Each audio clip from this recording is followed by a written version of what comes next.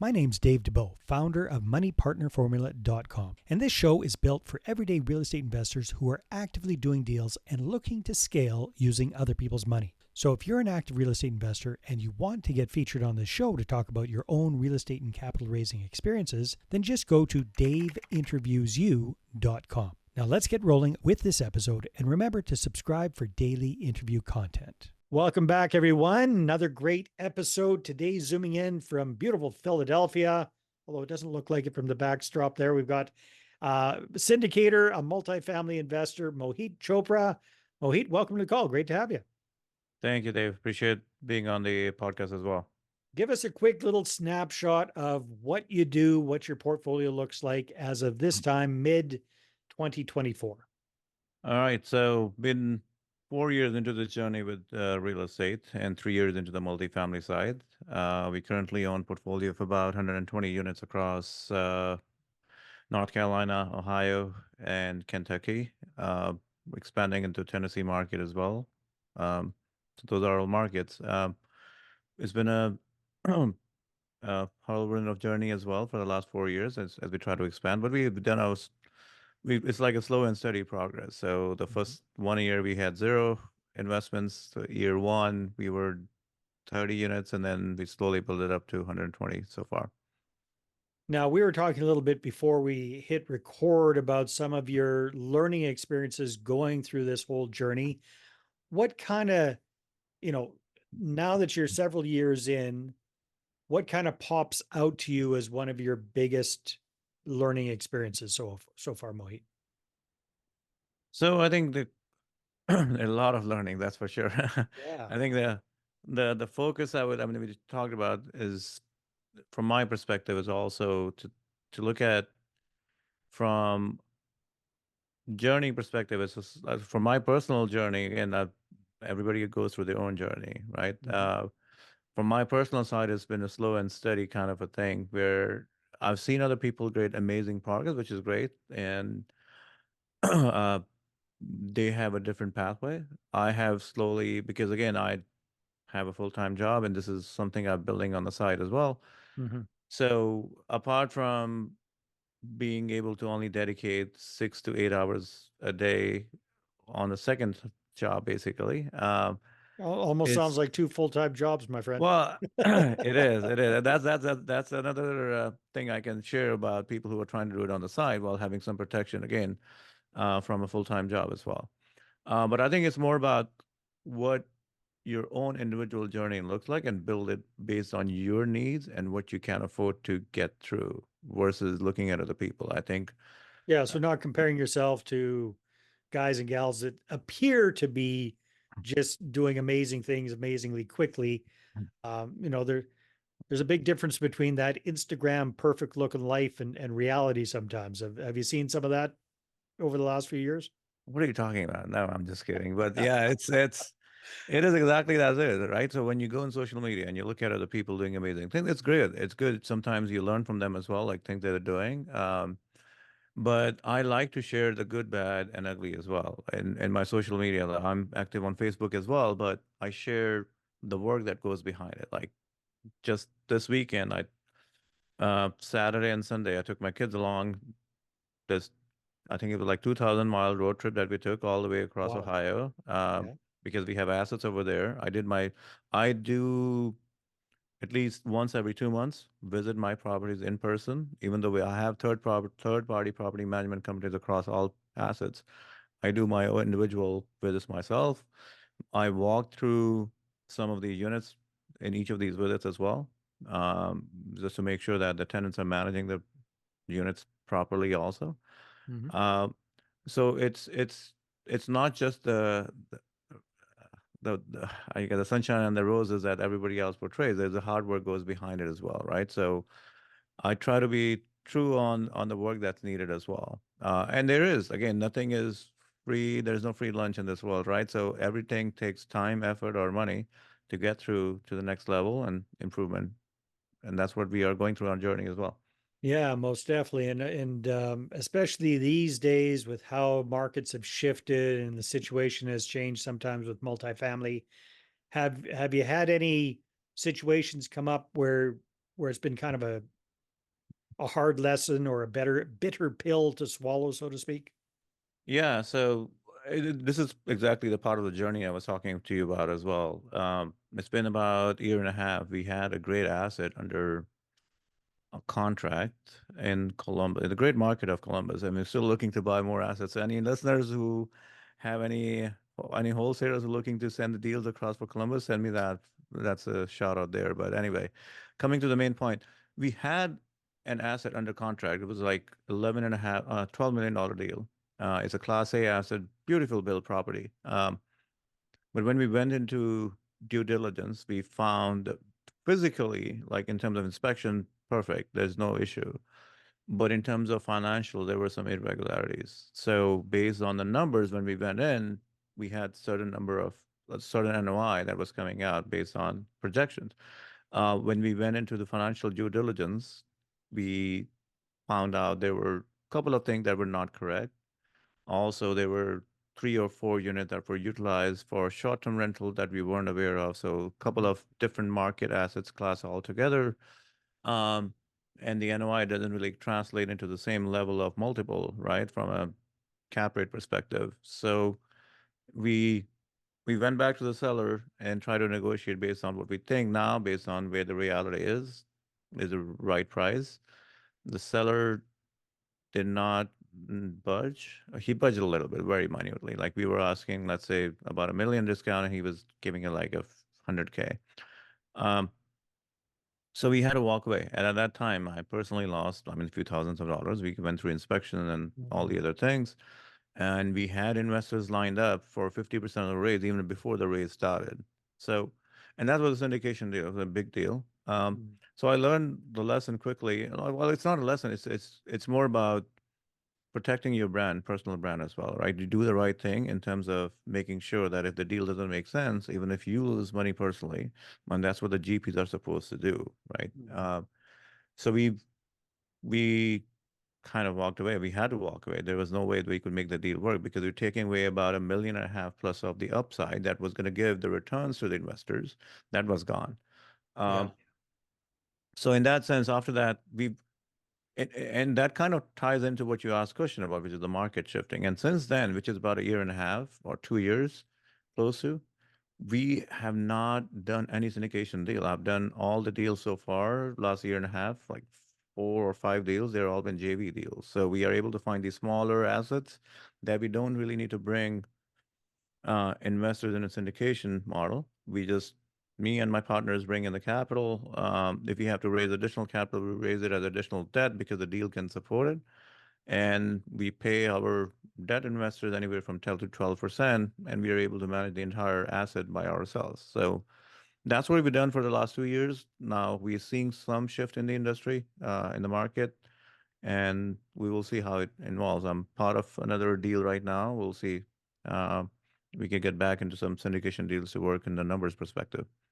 Well, I like the fact that you learned a big lesson from that deal that didn't work out. You protected your investors. They must have been disappointed because they're all excited to get involved in this syndication, and that was in the go go go type days. Right. Probably very very grateful right now that that did not go through. that's that's Yes. for sure.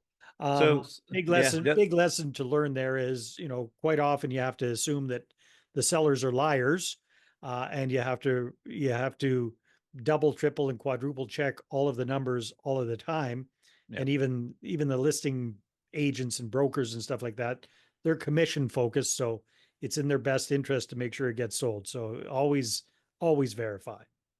100%. And to reiterate, that deal didn't get traded, and they actually ended up. They were last I checked about 3 months back. I reached out again just to see where they're.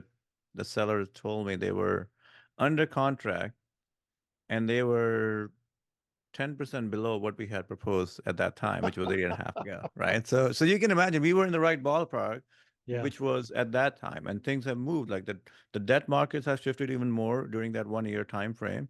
So they are even at a lower price point. So we weren't at the point where it should have been traded at. Yeah, so they're kicking themselves for being too greedy. Yeah, Yes. they didn't Yes. sell it.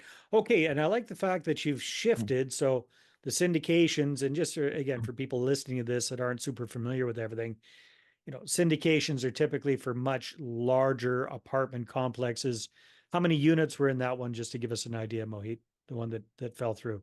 So that one was 61 units. 61 units. All Right. right. So And the smaller JV deals, what kind of size, how many units per property, give or take, on those that you've been so managing? we have anywhere from 12 to 44 units on those. Yeah. And again, it's more about the price point too, to a certain degree, right? Because the 61 unit I was talking about, that's in Class A market in Columbus market. So the price point was like 12 million. Hmm. And we are talking about anywhere from purchase price of, like when we buy these 12 units to 44 units, anywhere from 1 million to 3 million price point, Yeah. right? So it's a substantial difference. Like up to 4 million, we can probably do a JV structure, me Hmm. and my partners, and So other maybe larger just for assets. folks that aren't familiar with the difference, explain what a JV structure is versus a syndication, if you would, Mohit. Yeah, absolutely. So a JV structure is simple partnerships, right? So we find a property, let's say $2 million property. We've got to put 20% down, which means $400,000 between me and my partner. We bring the money down as part of the down payment. And then the rest is bank sponsored. We execute our plan in terms of rehab work that's needed. We have teams on the ground within a time frame of 12 to 15 months, we refi the property. So it's almost like people who are in single family burst strategy, if they understand that, it's that multiplied by 12 or 20, whatever the number of units are in that apartment building, right? So it's a Hmm. sim strategy. And that's what we do in terms of value add opportunities. That's what we do in terms of smaller multi or mid-sized multifamily. And then That's the maybe JV. explain to folks what a syndication looks like in your experience. Yeah, so syndication is a little more complicated in a sense. Like one, so imagine you're buying a $12 million property. So now you have to bring in 2.4 million down as part of down payment.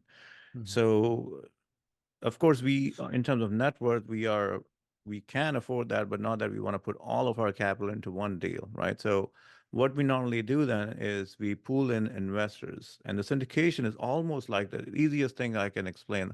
I've had investors being able to understand is almost like you're investing in a Fortune 500 company. For imagine that you're putting money into the stock market, giving them the money, and then you have their executive board managing the company, right? So, example, you put money into Microsoft, the executive of Microsoft and the board is managing the operations of that company. This is the exact same thing in syndication, where the limited partners, which are the actual investors putting in the money, are giving the money to the GP general partners who are managing the operations of the property. So instead of a company, it's an asset that we're managing. We put out pro forma in terms of what our business plan looks like and what we anticipate the value of the deal or the asset to be like in 2 to 5 years time frame. And based on that, we project what the projected returns are for the investors. So it could be anywhere from 15% to 25% IRR. That's what we have seen in our portfolios. Um, and that's how investors look at the numbers and they see if it's worthwhile for their investment. And if it's a 506B, so now the next complexity in that is if you Yeah, I don't have, think we need to get too complicated there. It's okay. just explaining So in big broad strokes what that looks like. So for these smaller properties that you've been purchasing over the last year and a half or so, Mohit, are you working with investors at all, or is it just you and your partner putting in your own funds for the down payment and renovation costs? So we have done mix of those both things. So we have two assets where we have put all of our funds together and rest is just debt. And we have one asset or two assets where we have brought in debt investors. So the way it works is we bring in somebody who's providing us a debt versus an equity. So we promise them no matter what happens in terms of execution of the business plan, they will get their 10, 11, 12%, whatever returns we promise them on a monthly basis or for the asset or for the time duration that we promised them, right? Mhm. Um, so we had an asset. So I'll give you an example. We purchased an asset for 1.2 million. We brought the down How many payment unit buildings? So what size of apartment building? 16 unit 16 townhomes unit. in Okay. Ohio. Yeah. Uh, and on that one, we did not bring investor. This is all ours, right? But in the deal that we are doing now in Kentucky, there's 21 units. We are bringing an investor, but we are paying them 10, 11% return on the duration of the whole. So if we get 200,000 from them during the 12 months time frame, we will be paying them that 12% return, and at the end, along with the return of the initial capital. All right. So just to reiterate for folks there, the difference here with this debt investor is uh, they are not owners in the building like you and your partners are. They are investing in the deal for a fixed return on their money. And I would imagine, Mohit, that they're secured somehow with a second mortgage or something like that on the property to So provide security. Is that So we correct? provide promissory notes based on it's a personal promissory note me and my partner provide based Mhm. on the fact that we have 10x the assets that can be backed up against that. It's um, sometimes we haven't had securitized because again, second lien is probably not the ideal thing for us when most of the new, in the current situation, the current market, most of the primary debt providers don't really allow secondary liens. So in that scenario, what we do is we do a personalized promissory note that is guaranteed against our personal assets across. Oh, okay. Yeah, but there's some sort of It's a personal backing guarantee. for that. There's some sort of security there. Okay. And then the other situation where you're doing a syndication, for lack of a better term, your investors there are part owners in that property. They aren't necessarily getting a fixed return on their investment, but they're getting a share of the profits and the other profit centers in that property. Would that be fair to say, Mohit? Yes, absolutely. So they get the upside, they get a percentage portion of the upside. And again, it could be anywhere from 70% or sorry, from 40% all the way to 80%, right? Depending on how the deal is structured. And that depends on Of the the owner, you're syndication talking about structure. the ownership. Right. Yes. Okay. Yeah. So Very they good. own So, larger percentage of the percentage ownership of the deal. So they have the risk factors, but at the same time, they have the higher opportunity of returns possibility as well, right? So high risk, high reward kind of a situation. yeah, very good. So you've got both options there. What have you found to be most effective for you these days for finding investors and raising this kind of private capital, Mohit? So we have had success both ways. I think initially, like I mentioned, like since 1.5 years, we haven't found a deal that was really syndication worthy.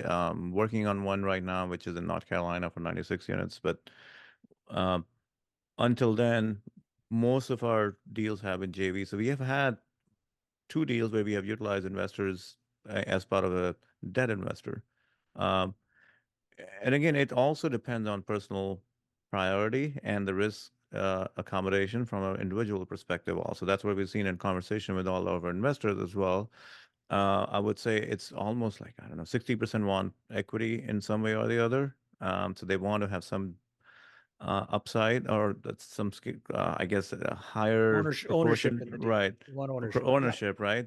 But some are risk averse as well. So they're 40, 50% that are risk averse and they want like, okay, if I can get securitized return of 10 to 12% sitting at home and not to worry about how your deal goes and how you perform, then I'm actually better happy with that because the maximum in like the top when the markets were really high in terms of interest rates, they were getting like 5% sitting at home, right? So compared to that, and now that's dwindling down to 4, 3, and 2, and eventually going to be 1%. So they are like, if I can get guarantee of 10% return, that's much better for me. So we have found, I think that number is shifting now as well as the percentage returns for savings and other accounts are going down, right?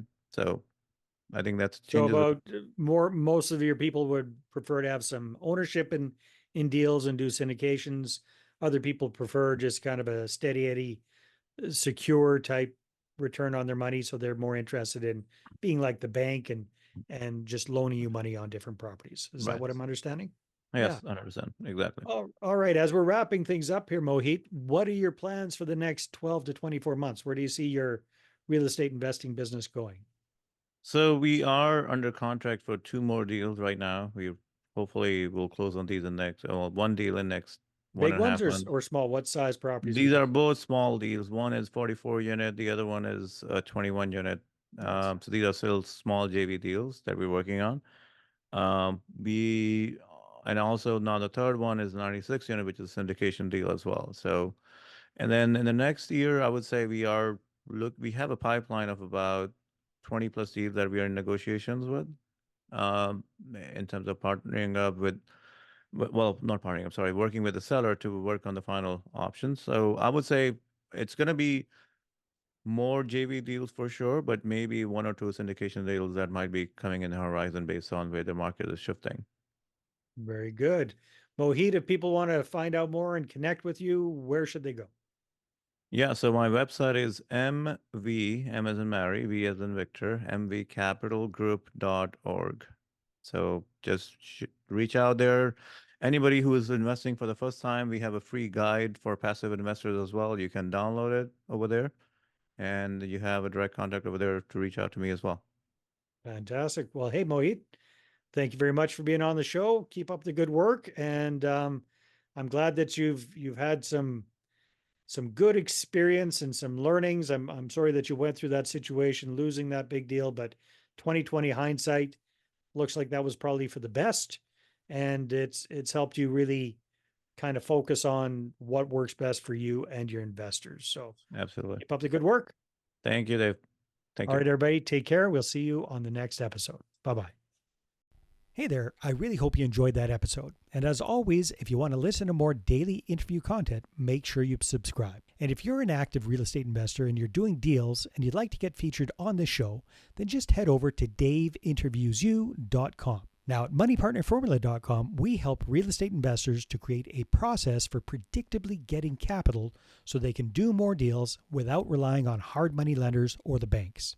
We do this by building them a private capital marketing system. Now, if you want help turning yourself into a big money capital attraction machine, then book a call with our team to see how we can help. Just visit moneypartnerformula.com to find out more. All right, take care, and we'll see you on the next interview.